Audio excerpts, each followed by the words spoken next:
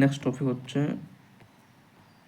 Topic নেই মানে উদাহরণ কিছু দিয়েছে, যেমন গাছ থেকে আপেল পড়া, এটা জানো সবাই যে এর জন্য পুরো ফিজিক্সটা রচনা করা হয়ে গেছে।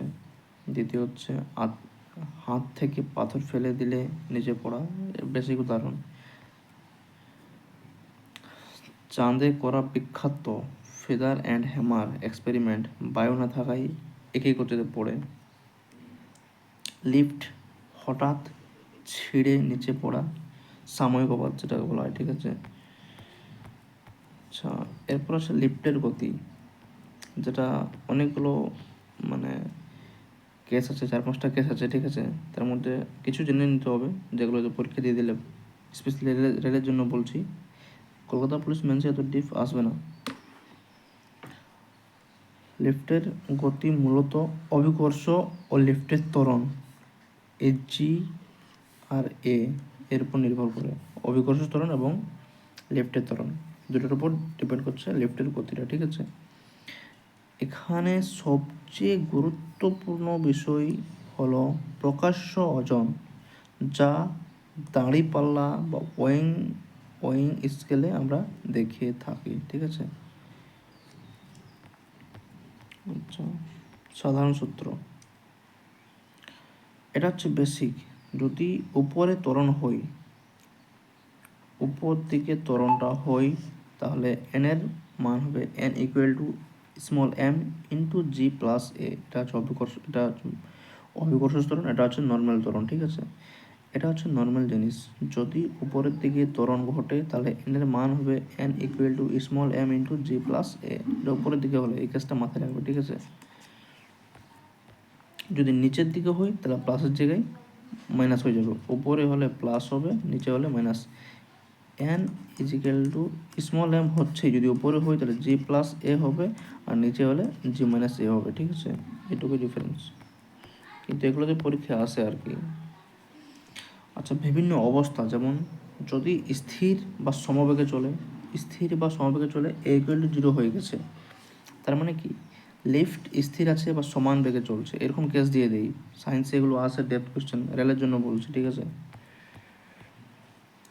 তখন তার যে অরিজিনাল প্রকাশ্য ওজনটা তখন অরিজিনাল ওজনের সমান হয়ে যায়, মানে বলতে চাইছে n equal to small m g, এটা হচ্ছে তার অরিজিনাল ওজনটা প্রকাশ্য ওজনের সমান হয়ে যায়, ঠিক আছে। এত 0 হয়ে গেল, তার জন্য এটা হচ্ছে, ঠিক আছে। আপনি স্বাভাবিক ওজন অনুভব করবেন, তখন তোমার যে নিজের অরিজিনাল ওজনটা অনুভব করতে পারবে। আচ্ছা, লিফট উপরের দিকে ত্বরণে এক্সিলেন্সে মানে ত্বরণের উপর দিকে আছে, ঠিক আছে, তখন যেটা স্বাভাবিক কথা, এটাই হচ্ছে। তখন প্রকাশ্য ওজন বেড়ে যায়, আপনি নিজেকে ভারী মনে করবেন। লিফট নিচের দিকে হলে কমে যাবে, ঠিক আছে, তার মানে লিফট নিচের দিকে দ্রুত নামছে, তখন এটা মাইনাস হয়ে যাবে, একটু আগে বললাম, এই সাইনটা মাইনাস হয়ে যাবে, ঠিক আছে। প্রকাশ্য ওজনটা কমে যাবে, আপনি নিজেকে হালকা মনে করবেন। যখন নিচের দিকে নামে তখন ওজনটা কম মনে হবে এবং নিজেকে হালকা মনে করবে, ঠিক আছে। ত্বরণের কথা বলছি আমি।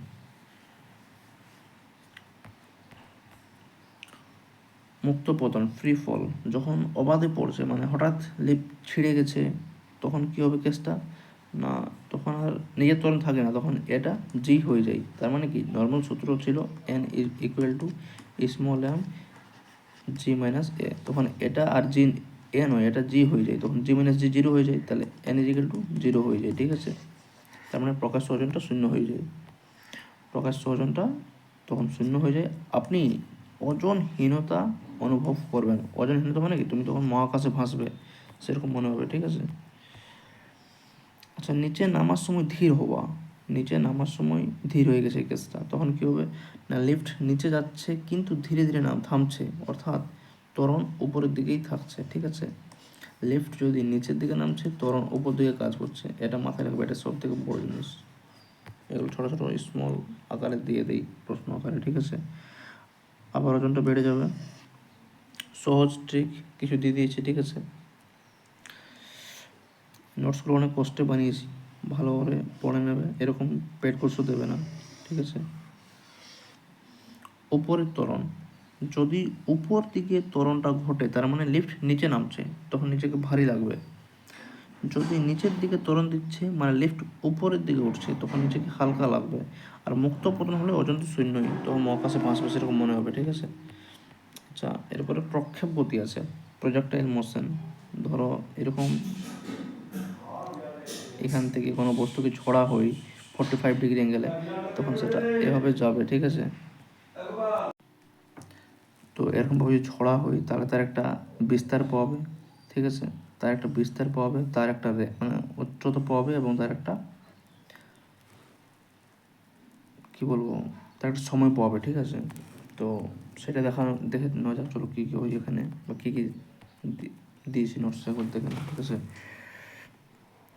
সংজ্ঞাটা হচ্ছে, যখন কোনো বস্তু ভূমি থেকে একটি নির্দিষ্ট কোণে নিক্ষেপ করা হয় এবং পরে শুধু অভিকর্ষ বলের প্রভাব চলতে থাকে, তখন তার গতিকে প্রক্ষেপ বা প্রজেক্টাইল মোশন বলা হয়, ঠিক আছে। এর ইংলিশ টার্ম হচ্ছে প্রজেক্টাইল মোশন।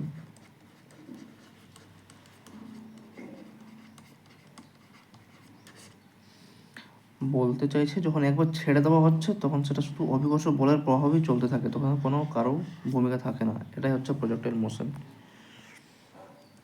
এই গতি সবসময় বক্ররেখা অনুসরণ করে, এই গতিটা সবসময় বক্ররেখায় চলতে থাকে। বক্ররেখা মানে একটা বাঁকানো গতি, ঠিক আছে। গতির বিশ্লেষণ, প্রক্ষেপের গতিকে দুই ভাগে ভাগ করা যায়, একটা হচ্ছে অনুভূমিক গতি আর একটা হচ্ছে উলম্ব গতি। অনুভূমিক গতির সময় ত্বরণটা শূন্য হয়ে যায় আর বেগটা কনস্ট্যান্ট থাকে। অনুভূমিক গতির সময়, এটা হচ্ছে অনুভূমিক গতি, ত্বরণ শূন্য, বেগটা কনস্ট্যান্ট থাকে, ঠিক আছে। আর উলম্বের সময় ত্বরণটা জের মান, যেটা স্বাভাবিক মান 9.8 মিটার পার সেকেন্ড স্কয়ার, সেটাই থাকে এবং বেগটা পরিবর্তিত হয়, ঠিক আছে। দুটো টার্ম আছে এখানে, ভালো করে বুঝে নেবে এগুলো। যখন অনুভূমিক হই ত্বরণটা হচ্ছে শূন্য, আর যখন অনুভূমিক হচ্ছে তখন জের মানটা যেটা স্বাভাবিক সেভাবে চলে, ঠিক আছে।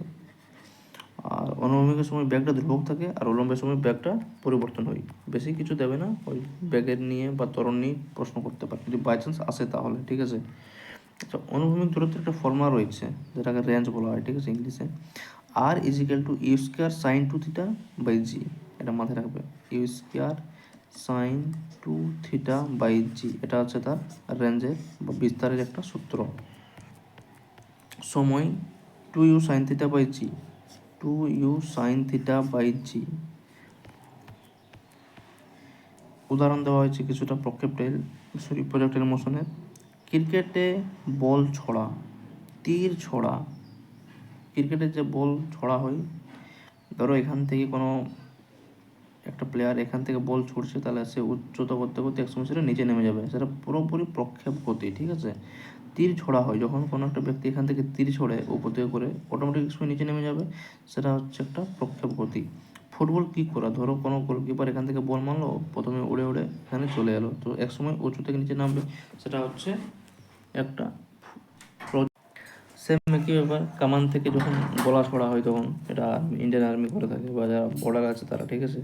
আচ্ছা, গুরুত্বপূর্ণ কিছু পয়েন্ট রয়েছে। পথটি সম্পূর্ণ প্যারাবোলা, ঠিক আছে। অনুভূমিক আর উলম্ব গতি স্বাধীনভাবে কাজ করে দুটোই, বায়ুর বাধা ধরা যায় না, ঠিক আছে, বাধা ধরা হয় না, কারণ সম্পূর্ণ সেটা অভিকর্ষ বলের উপরে হয়, ঠিক আছে। আচ্ছা, এরপর একটা টপিক রয়েছে ছোট্ট, স্যাটেলাইটের অরবিটাল ব্যাগ। ছবিগুলো এখানে দেওয়া রয়েছে, পিডিএফে দেখে নেবে, এখানে দেখাচ্ছে না। সংজ্ঞাটা কি হচ্ছে না, অরবিটাল ব্যাগ হলো সেই ন্যূনতম ব্যাগ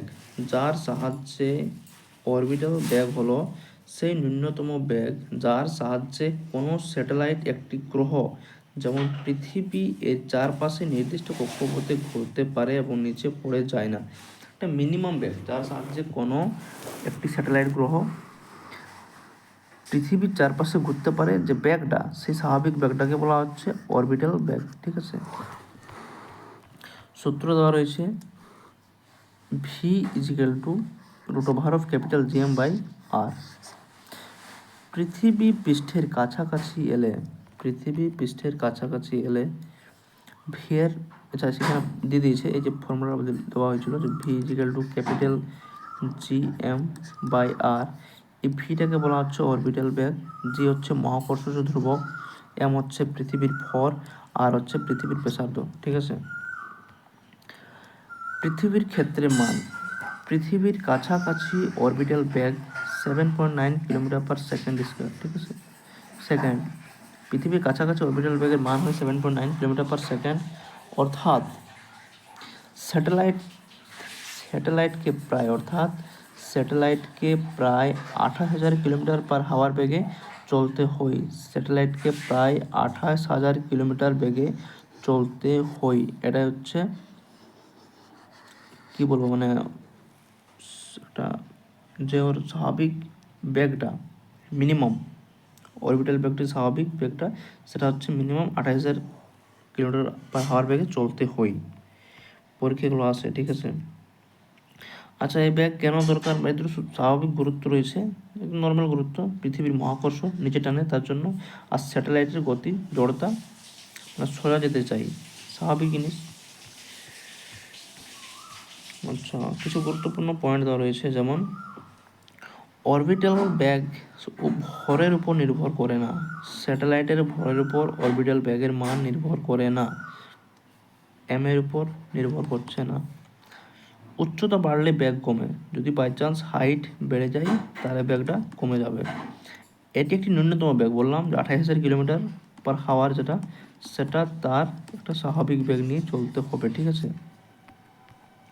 আচ্ছা, উদাহরণ কি কাজ করে না, যোগাযোগ, স্যাটেলাইটের মধ্যে যোগাযোগ করে, জিপিএস স্যাটেলাইট ঠিকঠাক করে, আবহাওয়া স্যাটেলাইট এর সঙ্গে যোগাযোগ করে। ঠিক আছে। এরপর রয়েছে মুক্তি ব্যাগ, এসকেপ ভেলোসিটি, এটা খুবই ইম্পর্টেন্ট জিনিস। ঠিক আছে, ছবিটি দেখতে পাচ্ছ, সংজ্ঞা। মুক্তি বেগ হলো কোনো গ্রহ, যেমন পৃথিবী এর মহাকর্ষ ক্ষেত্র থেকে সম্পূর্ণভাবে বেরিয়ে যেতে কোনো বস্তু যে ন্যূনতম ব্যাগ দরকার সেটাকে বলা হয় মুক্তি ব্যাগ। ঠিক আছে। মিনিমাম যে ব্যাগটার জন্য কোনো বস্তু সম্পূর্ণভাবে মহাকর্ষে চলে যাবে বা পৃথিবী থেকে বেরিয়ে যাবে, ঠিক আছে, সেটাকে বলা হয় ওই এসকেপ ভেলোসিটি। ঠিক আছে, তো মুক্তি ব্যাগ। এই ব্যাগ পেলে বস্তুটি আর গ্রহে ফিরে আসবে না, সেটা স্বাভাবিক গ্রহ থেকে বেরিয়ে যাবে, মানে মহাকর্ষে চলে যাবে। ঠিক আছে। ফর্মুলা রয়েছে, মুক্তিবেগের মান হচ্ছে, এই যে ই এর মান হচ্ছে ভেলোসিটি অফ এসকেপ, মানে মুক্তিবেগের একটা টার্ম, ছোট্ট একটা টপিক, ঠিক আছে, মানে চিহ্ন আর কি। √2gm/r, স্বাভাবিক সূত্র। ভি মানে মুক্তিবেগ, জি মানে মহাকর্ষ ধ্রুবক, এম মানে পৃথিবীর ভর, আর মানে পৃথিবীর ব্যাসার্ধ, আর জি মানে অভিকর্ষজ ত্বরণ। একটু আগে বললাম এগুলো। ঠিক আছে, সেই একই কথা। পৃথিবীর ক্ষেত্রে মুক্তিবেগের মান 11.2 কিলোমিটার পার সেকেন্ড। মানটা মাথায় রাখবে, 11.2 কিলোমিটার পার সেকেন্ড হচ্ছে পৃথিবীর ক্ষেত্রে মুক্তিবেগের মান। অর্থাৎ কোনো বস্তুকে পৃথিবী থেকে মুক্ত করতে প্রায় 40,000 কিলোমিটার ব্যাগ দরকার। কোনো বস্তুকে পৃথিবী থেকে মুক্ত করতে প্রায় 40,000 কিলোমিটার হাওয়ার ব্যাগ দরকার, এটা মাথায় রাখবে। কিছু মুক্তবেগের বৈশিষ্ট্য রয়েছে, মুক্তিবেগের, যেমন বস্তুর ভরের উপর নির্ভর করে না। যেরকম অরবিটাল ব্যাগটা বস্তুর ভরের উপর নির্ভর করছিল না, ঠিক সেরকমই এটা বস্তুর ভরের উপর নির্ভর করে না। গ্রহের ভর ও ব্যাসার্ধের উপর নির্ভর করে, যেহেতু নিচে আর থাকে, একটা রোটোভার নিচে আর থাকে, তার জন্য ব্যাসার্ধের উপর ডিপেন্ড করতে হচ্ছে। ঠিক আছে। বায়ুর বাধা ধরা যায় না, সেম একই জিনিস। একবার এই ব্যাগ পেলে আর অতিরিক্ত বল প্রয়োজন হয় না আর কি। ঠিক আছে, দরকার মানে প্রয়োজন হয় না। আচ্ছা, অরবিটাল ব্যাগের সঙ্গে মুক্তিবেগের সম্পর্ক কি? অরবিটাল ব্যাগের সঙ্গে মুক্তিবেগের সম্পর্ক হচ্ছে মুক্তিবেগ ইকুয়াল টু √, মানে বলতে চাইছে যে মুক্তিবেগের মানটা হচ্ছে √2 ইন্টু অরবিটাল বেগ। ঠিক আছে, মুক্তিবেগের মানটা হচ্ছে √2 গুণিত অরবিটাল বেগ। অরবিটাল বেগের সঙ্গে √2 গুণ করলে মুক্তিবেগের মানটা পাওয়া যাবে। এটা হচ্ছে স্বাভাবিক সূত্র। অর্থাৎ মুক্তিবেগ ইকুয়াল টু 1.41, মানে √2 এর মানটা হচ্ছে 1.41, তার সঙ্গে গুণ করে দেওয়া হয়েছে। মুক্তিবেগ ইকুয়াল টু প্রায়, সমান বলা যায় না, প্রায় সমান 1.41 ইন্টু অরবিটাল বেগ। আচ্ছা, কিছু কিছু উদাহরণ দেওয়া রয়েছে, যেমন রকেট মহাকাশে পাঠানো হয়, স্যাটেলাইটকে পৃথিবীর বাইরে পাঠানো হয়, ধূমকেতু গ্রহের আকর্ষণ ছেড়ে চলে যাওয়া। ঠিক আছে, রকেট মহাকাশে পাঠানোর সময় মুক্তিবেগ ইউজ করা হয়, স্যাটেলাইটকে পৃথিবীর বাইরে পাঠানোর সময় মুক্তিবেগ ইউজ করা হয়, আর ধূমকেতু গ্রহের আকর্ষণ ছেড়ে চলে যাওয়ার সময় মুক্তিবেগের প্রয়োজন হয়। ঠিক আছে। আচ্ছা, এরপর বিজ্ঞানী কেপলার, জনসন কেপলারের 3টা ফর্মুলা রয়েছে। বেশি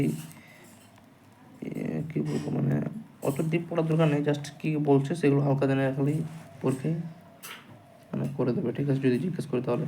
প্রথম সূত্র কি বলা হয়েছে না, প্রতিটি গ্রহ সূর্যের চারপাশে উপবৃত্তাকার পথে ঘোরে। প্রতিটি গ্রহ সূর্যের চারপাশে উপবৃত্তাকার পথে ঘোরে। সূর্য থাকে উপবৃত্তের এক ফোকাসে। প্রতিটি গ্রহ সূর্যের চারপাশে উপবৃত্তাকার পথে ঘোরে। সূর্য থাকে উপবৃত্তের এক ফোকাসে। মানে বলছে প্রতিটি গ্রহ সূর্যের চারপাশে উপবৃত্তাকার পথে ঘোরে, সূর্য থাকে উপবৃত্তের এক ফোকাসে। এই যে ধরো উপবৃত্তাকার মানে এরকম একটা ডিম্ব আকৃতি, ঠিক আছে, এরকমভাবে ঘোরাফেরা করছে এবং সূর্য থাকে ফোকাসে। এটা হচ্ছে প্রথম সূত্র। অর্থ, গ্রহের পথ গোল নয়, একটু চ্যাপ্টা, মানে ইলিপস এরকম। ঠিক আছে। দ্বিতীয় সূত্র, গ্রহ ও সূর্যকে সংযোগকারী রেখা সমান সময়ে সমান ক্ষেত্রফল অতিক্রম করে। গ্রহ ও সূর্যকে সংযোগকারী রেখা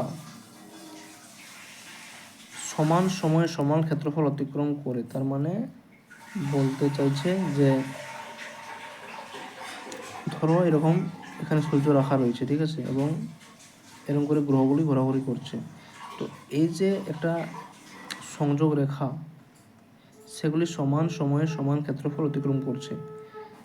মানে ধরো এখান থেকে এখানে আসতে সে যতটা ক্ষেত্রফল অতিক্রম করছে, এখান থেকে এখানে আসতেও সমান সময়ে একই ক্ষেত্রফল অতিক্রম করছে, এটাই বলতে চাইছে। ঠিক আছে। অর্থ কি না, সূর্যের কাছে এলে গ্রহ দ্রুত চলছে, যখন সূর্যের কাছে আসছে দ্রুতভাবে চলছে, আর দূরে গেলে ধীরে চলে। এই দুটো ছোট্ট ছোট্ট জিনিস মাথায় রাখবে, এগুলো কোনো কারো নোটসে পাবে না, কোনো বইও পাবে না। ঠিক আছে। যখন সূর্যের কাছে আসে তখন দ্রুত চলে, যখন দূরে চলে যায় আবার ধীর হয়ে যায়, স্লো চলে যায়। ঠিক আছে। থার্ড সূত্র, এটা বেশি পরীক্ষায় আসে ম্যাক্সিমাম। ঠিক আছে। গ্রহের আবর্তন সময়ের বর্গে, গ্রহের যে আবর্তন কালটা সময়ের বর্গের তার কক্ষপথের অর্ধ দীর্ঘ অক্ষের আর কিউবের সমানুপাতিক। মানে বলতে চাইছে এই যে আবর্তন করার সময় যে একটা সময় পাচ্ছে এবং যে একটা ব্যাসার্ধ পাচ্ছে, ঠিক আছে, সময়টা ব্যাসার্ধের হল কিউবের সমানুপাতিক। অর্থ, সূর্য থেকে দূরে থাকা গ্রহ ঘুরতে বেশি সময় নেই, একটু আগে বললাম, কাছে থাকা গ্রহ কম সময়ে ঘোরে, এটা হচ্ছে আসল জিনিস। আচ্ছা, কিছু কিছু ছোট্ট জিনিস এখানে দিয়ে দিয়েছি আমি, সেটা একটু দেখে নেবে। কি বলা হয়েছে না, প্রথম সূত্রতে বলছে পথ, সেটা হচ্ছে উপবৃত্ত, যে পথে ঘোরাফেরা করে সেটা হচ্ছে উপবৃত্ত। দ্বিতীয় হচ্ছে গতি পরিবর্তিত হয়। থার্ড হচ্ছে সময়, দূরত্ব আর সময়ের একটা সম্পর্ক দেওয়া হয়েছে। ঠিক আছে, এগুলো অনেক সময় দিয়ে দিই। তো স্যার কিছু উদাহরণ দেওয়া রয়েছে, 3টা উদাহরণ দিয়েছি। পৃথিবী সূর্যের চারপাশে উপবৃত্তাকার পথে ঘোরে, প্রথম সূত্র। সূর্যের কাছে এলে গতি বেশি হয়ে যায়, দ্বিতীয় সূত্র। দূরে গেলে গতি কম হয়, এই দ্বিতীয় সূত্রের একটা এক্সাম্পল। ঠিক আছে। আচ্ছা, মনে হচ্ছে আর নেই। তো এই হচ্ছে পুরোপুরি কমপ্লিট মহাকর্ষ, ঠিক আছে। কমপ্লিট মহাকর্ষর একটা ক্লাস তোমাদের দিয়ে দিলাম, আশা করছি ক্লাসটা ভালো লাগবে। আর নোটসে যা আছে এর মধ্যে মনে হয় না বাইরে আসবে কোশ্চেন, তো ভালো করে করে নেবে। এরপর যেটা করাবো সেটা হচ্ছে কার্যক্ষমতা আর শক্তি। আচ্ছা, এই যে কার্যক্ষমতা শক্তি অধ্যায়টা রয়েছে, এখানে আর ওরকমভাবে না করি, আমি যেগুলো মেন পয়েন্ট সেগুলো পিডিএফে দিয়ে দিয়েছি, ঠিক আছে। আর সেগুলি করে দিচ্ছি, তোমরা সবাই মুখস্থ করে নেবে। আশা করছি এর মধ্যে আসবে না, পড়লেই বুঝতে পারবে যে এর মধ্যে সব কিছু দেওয়া রয়েছে। তো কার্য যেটা, সেটা জানতে হবে। কার্য মানে বল ইন্টু সরণের একটা গুণফল, একটা কোণে করা হয়, ঠিক আছে। কস্তিটা হয় সেটা উচ্চ মাধ্যমিকে ফিজিক্সে পড়েছো, জানো, ঠিক আছে। তো কার্য মানে হচ্ছে বল ইন্টু স্থানচ্যুতি। ধরো এখানে কোনো একটা বস্তু ছিল, সেখানে বল প্রয়োগ করে তাকে এখানে সরিয়ে দেওয়া হলো। এই যে সরণটা, একটা বল দেওয়া হয়েছে প্রথমে এখানে, এবং এখান থেকে এখানে এলো, এই যে সরণটা বা দূরত্ব হলো, এই দুটোকে গুণ করলে কার্য পাওয়া যায়, কার্যের সংজ্ঞাটা পাওয়া যায়, ঠিক আছে। তো কার্য মানে বল ইন্টু স্থানচ্যুতি। এটা মানে ইংলিশের সম্পর্কটা, এটাই পরীক্ষা আছে। W=F×S। কার্য একটি স্কেলার রাশি, মাথায় রাখবে। এসআই একক, জুল, সিজিস একক, আর্গ, এটা এর করা আছে, এটা আর্গ হবে, ঠিক আছে। আর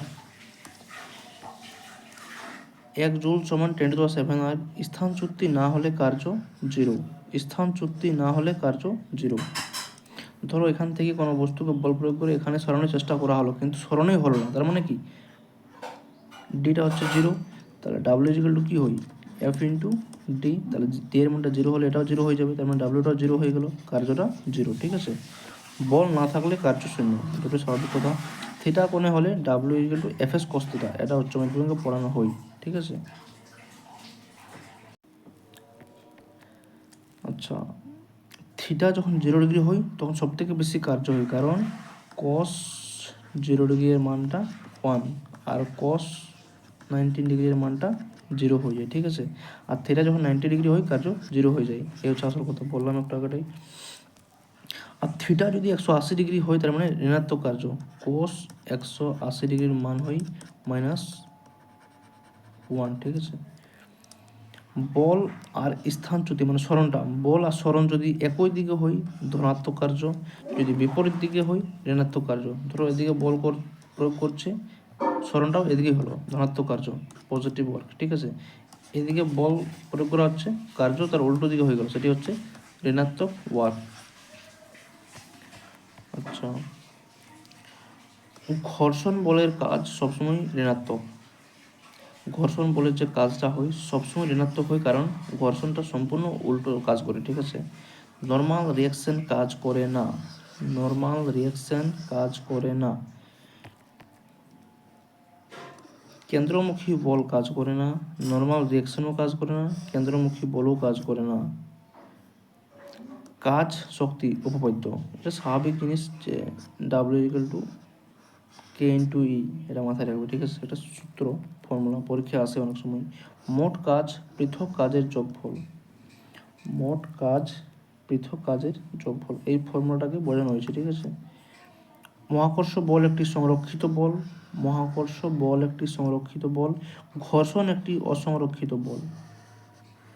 দুটো লাইনে ইম্পর্টেন্ট, প্রত্যেক লাইনে ইম্পর্টেন্ট, দুটো লাইনে একটু বেশি ইম্পর্টেন্ট। সংরক্ষিত বলের ক্ষেত্রে কাজ নিরপেক্ষ, সংরক্ষিত বলের ক্ষেত্রে কাজটা হয় নিরপেক্ষ, ঠিক আছে। পথ নিরপেক্ষ, পথ নিরপেক্ষ। অসংরক্ষিত বলের ক্ষেত্রে কাজটা হয় পথ নির্ভর। তার মানে সংরক্ষিত বলের ক্ষেত্রে পথ নিরপেক্ষ হয়, আর অসংরক্ষিত বলের ক্ষেত্রে পথ নির্ভর হচ্ছে। স্প্রিং বল একটি সংরক্ষিত বল। এবার সেখানে কি তোমাকে আসবে যে সংরক্ষিত বল ব্যাখ্যা করুন, ব্যাখ্যা করতে আসবে না, MCQ টাইপের পরীক্ষা হচ্ছে, জানো সবাই। তো জিজ্ঞেস করবে যে স্প্রিং কি, না স্প্রিং হচ্ছে একটি সংরক্ষিত বল। পরিবর্তনশীল বলের কাজ, যেসব বলগুলি পরিবর্তনশীল হয় তাদের ক্ষেত্রে ক্ষেত্রফল, মানে ক্ষেত্রফলের উপর ডিপেন্ড করে পরিবর্তনশীল বলের কাজ হচ্ছে, ঠিক আছে। কাজ ধনাত্মক হলে, কাজটা যদি ধনাত্মক হয় তখন শক্তিটা বৃদ্ধি পাবে, ঠিক আছে। কাজ ধনাত্মক হলে শক্তি বৃদ্ধি পাবে, কাজ ঋণাত্মক হলে শক্তি কমবে। আর শূন্য কাজ মানে শক্তির পরিবর্তন নেই। কাজ যখন শূন্য হয় শক্তির কোনো পরিবর্তন হয় না। একক বল ইন্টু একক দূরত্ব ইজিক্যাল টু 1 জুল। সব থেকে শর্ট ফর্ম হচ্ছে একটি 1 নিউটন বল এবং 1 মিটার সরণ হচ্ছে 1 জুলের সংজ্ঞা। ঠিক আছে। ভারী বস্তু তুলতে বেশি কাজে লাগে, ভারী বস্তু তুলতে বেশি কাজ করতে হয়, এটা তোমরা জানো। এরপর চলে আসছে শক্তি। শক্তি নিয়ে কিছু কিছু পয়েন্ট আছে। শক্তি মানে হচ্ছে কাজ করার ক্ষমতাকে শক্তি বলা হয়। এসআই হোক সেম জুল স্কেলার রাশি। শক্তির নিত্যতা সূত্র প্রযোজ্য। শক্তি সৃষ্টি বা ধ্বংস করা যায় না। শক্তি রূপান্তরিত হয়, এক শক্তি থেকে অন্য শক্তিতে রূপান্তরিত হয়। গতিশক্তি হচ্ছে হাফ mv²। এখান থেকে অনেক ম্যাথামেটিক্স প্রশ্ন আসে, পরে করে দেবো। ঠিক আছে। গতিশক্তি বর্গের বেগের সমানুপাতিক। গতিশক্তি কাইনেটিক এনার্জি বর্গের বেগের সমানুপাতিক। দেখতে পাচ্ছ ছোট্ট জিনিসটা। ঠিক আছে। ভর দ্বিগুণ হলে গতিশক্তি দ্বিগুণ হবে। ভরটা যদি দ্বিগুণ হয় গতিশক্তি দ্বিগুণ হবে। ব্যাগ যদি দ্বিগুণ হয় স্কোয়ারের জন্য গতিশক্তিটা 4 গুণ হয়ে যাবে। এখানে যদি এটা ডবল হয়, ধরো এখানে 1 আছে, তারপর এখানে যদি 2 হয়, তাহলে 2 হোল স্কোয়ার মানে কি 4 হয়ে গেল, তখন গতিশক্তি 4 গুণ হয়ে যায়। ঠিক আছে। স্থিতিশক্তি এর ফর্মুলা হচ্ছে mgh। এখান থেকেও গণিতের প্রশ্ন আসে ফিজিক্যালি। ঠিক আছে। জি এর মান হচ্ছে 9.8 মিটার পার সেকেন্ড স্কোয়ার। এটা হচ্ছে এসআই মান, জেনে রাখবে। উচ্চতা বাড়লে স্থিতিশক্তির মানটা বাড়বে, কারণ এটা যতই বাড়বে এটাও ততই বাড়বে। মাটিতে স্থিতিশক্তিকে 0 ধরা হয়, কারণ মাটিতে হাইটটা 0 হয়। মোট শক্তি গতিশক্তি প্লাস স্থিতিশক্তি, এই দুটোকে যোগ করলে মোট শক্তি পাওয়া যায়। মুক্ত পতনে, যখন অবাধ পতন হয় তখন গতিশক্তি বাড়ে, মুক্ত পতনে স্থিতিশক্তি কমে। শীর্ষবিন্দুতে গতিশক্তি সর্বনিম্ন হয়, আর নিচে গতিশক্তি সব থেকে বেশি হয়। বলার উদ্দেশ্য হচ্ছে, ধরো এখান থেকে কোনো বস্তুকে ছড়ে দিলে, এখানে যখন পাঠিয়ে দিলে তখন সেখানে গতিশক্তি বেশি হবে, এখানে গতিশক্তি কম হবে। ঠিক আছে। শক্তির সংরক্ষণ সূত্রে শক্তি সবসময় ধ্রুবক থাকে। যান্ত্রিক শক্তি মানে হচ্ছে গতিশক্তি প্লাস স্থিতিশক্তি। ঘর্ষণে শক্তি তাপে রূপান্তরিত হয়ে যায়। যখন ঘর্ষণ জোড়া লাগে তখন শক্তিটা তাপে রূপান্তরিত হয়ে যায়, তখন দেখো বস্তু গরম হয়ে যায়। ঠিক আছে। শব্দ শক্তি এক ধরনের শক্তি, ওটা একটা শক্তি। আলো শক্তিও এক ধরনের শক্তি। শব্দ শক্তি, আলো শক্তি দুটোই এক ধরনের শক্তি। ঠিক আছে। রাসায়নিক শক্তি খাদ্যে থাকে, খাদ্যতে থাকে। ব্যাটারিতে রাসায়নিক শক্তি থাকে। বৈদ্যুতিক শক্তি ব্যবহারযোগ্য শক্তি। বৈদ্যুতিক শক্তিটা একটা ব্যবহারযোগ্য শক্তি। তাপ শক্তি অনুরগতির জন্য, মানে মেন কারণ হচ্ছে তাপ শক্তিটা অনুরগতির জন্য কাজ করে। নিউক্লিয়ার শক্তি পরমাণুর কেন্দ্রে কাজ করে। নিউক্লিয়ার শক্তিটা পরমাণুর কেন্দ্রে কাজ করছে। 1 ক্যালোরি সমান 4.2 জুল। 1 ক্যালোরি সমান 4.2 জুল। 1 কিলোওয়াট আওয়ার, 1 ক্যালোরি সমান 4.2 জুল। 1 কিলোওয়াট ঘন্টা সমান 3.6 ইন্টু 10⁶ জুল। কতবার যে পরীক্ষা এসেছে বলে বোঝাতে পারবো না। ঠিক আছে। শক্তির মিটার কিলোওয়াট ঘন্টা। শক্তির অপচয় ঘর্ষণ। শক্তির যখন অপচয় হয়, মানে ঘর্ষণ যখন হয় তখন শক্তির অপচয় ঘটে। শক্তির রূপান্তর কী কী হয় না, বৈদ্যুতিক থেকে আলোতে হবে, রাসায়নিক থেকে তাপে হবে, যান্ত্রিক থেকে বৈদ্যুতিক হবে, নানা রকম হতে পারে। ঠিক আছে। খাদ্য শক্তি একক হচ্ছে ক্যালোরি। খাদ্য শক্তির একক হচ্ছে ক্যালোরি, এটা মাথায় রাখবে। শক্তি পরিবাহিত হতে পারে। শক্তি সঞ্চিত হতে পারে। স্থিতিশক্তি অবস্থার উপর নির্ভরশীল।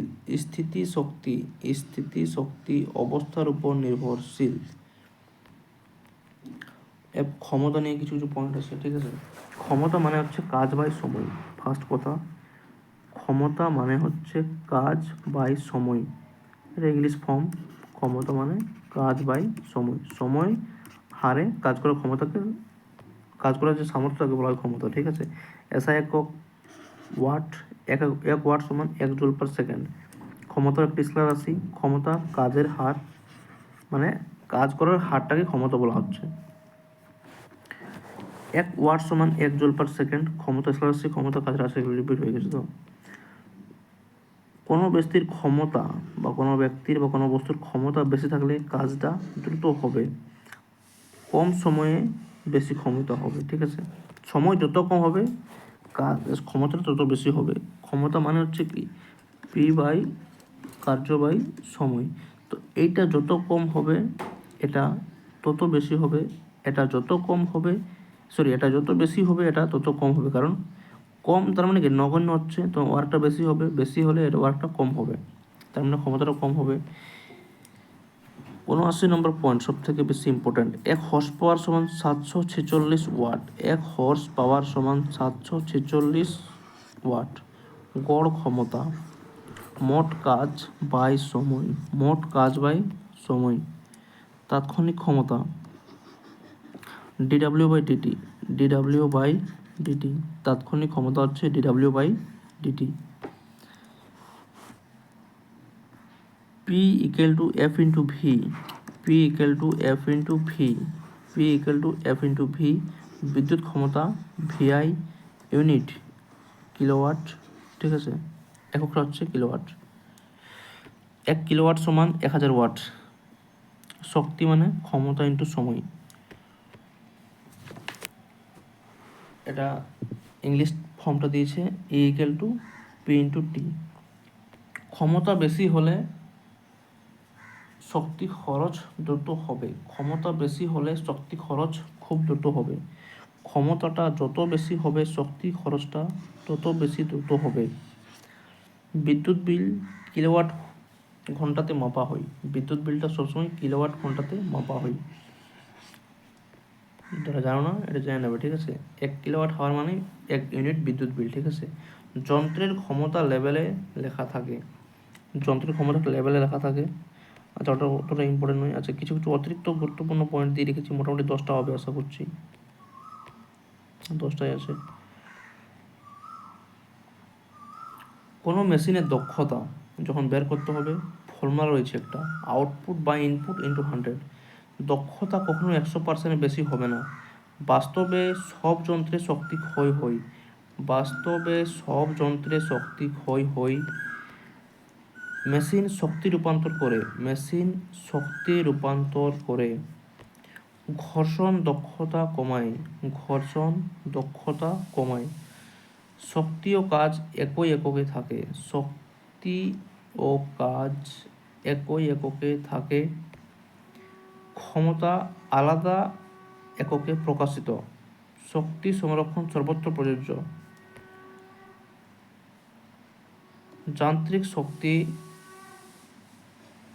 ক্ষয় হয় না, শক্তি ছাড়া কোনো কাজ সম্ভব নয়। এগুলো বেসিক 10টা পয়েন্ট দিয়েছি, বেসিক নয় ইম্পর্টেন্ট জিনিসই দিয়েছি, ঠিক আছে।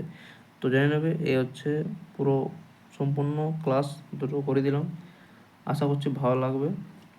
তো ভালো করে মুখস্থ করে নাও, ঠিক আছে।